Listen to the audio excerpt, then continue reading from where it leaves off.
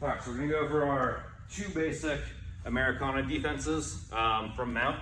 We're gonna go over two of them in the same video because the first one, I don't think there's that much to explain on it. Like, we have to explain how to do it correctly, but it's not super technical. The second one's not super technical either, but it does have some moving parts to it. So let's move you down just a little bit more in this direction. So on this first one, this is like the preventative Americana defense, right? So I have Daniel mounted right here. As I start to go where he knows that I'm gonna start Americanaing him, if he's able to get his elbow inside my leg right here, or just like very tight, even if it's on top of my leg, just very tight, in order to stop me from setting up my Americana, he can just drive his tricep and his elbow into the mat, like as hard as he can basically. So his hand's elevated a little bit, his elbow and his tricep are into the mat. And this, like, especially from mount, from side control, it's still good, but you have a little bit more room to move because you're going across the body and your own leg's not in the way. But if I'm mounted on Daniel and he starts doing this all of a sudden becomes extraordinarily difficult for me to set up my Americana, right? I had his arm pinned, I'm right here, and now all of a sudden, he's just driving his elbow and his tricep into the mat as hard as he can, trying to get my hand under here. Even if I drop my leg and start coming under here, this is super difficult. And if he starts to pick his right shoulder up a little bit so he gets his weight even more on this side, yeah, so he's like a little bit up on his side, like this, driving his weight down, this is gonna become extraordinarily difficult for me to set up my Americana. It's almost gonna become difficult enough most of the time where I might just abandon it and try to set up a different move.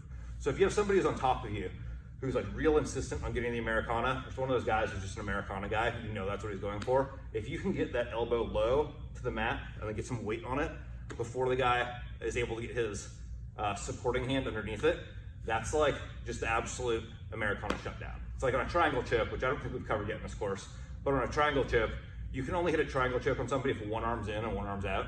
If somebody has both arms in, there's no triangle. If somebody has both arms out, there's no triangle. So if you are trying to prevent the person from triangling you before they even get there, it's not really an escape, it's like prevention. 2 arms in, 2 arms out.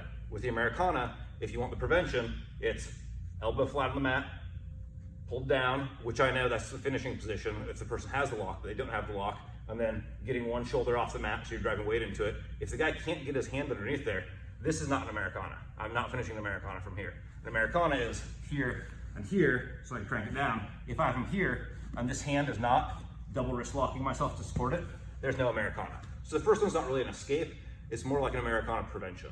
The second one here is gonna be the escape, right? So I have Dan's arm pinned down here, I'm able to get my lock together.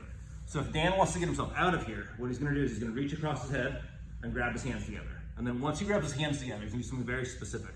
He's gonna put his hands straight over his head, and then he's gonna pull his elbows straight down. Boom, back into the starting position, right? So he's going across his body, and then he's just going straight up and straight down. He's getting himself back into the starting position. If I wanna continue attacking this, I'm gonna have to keep on hitting it over and over again. It's gonna be more tiring for me than it is for him. So from right here, pin it down, I'm here, I lock it in, Dan reaches over and gets his hands together, shoots his arms straight up, straight down. He's got himself back into the starting position. So let's turn ourselves with our head in that direction. So then it'll be easier for them to see us go from angled to straight up and straight down.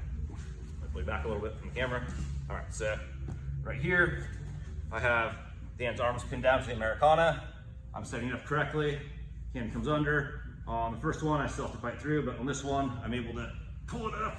I get my hands connected. Now Dan's gonna get his hands together. He's gonna go straight up above his head, so see how he shifts to the side a little bit, and now pulls his arm straight down.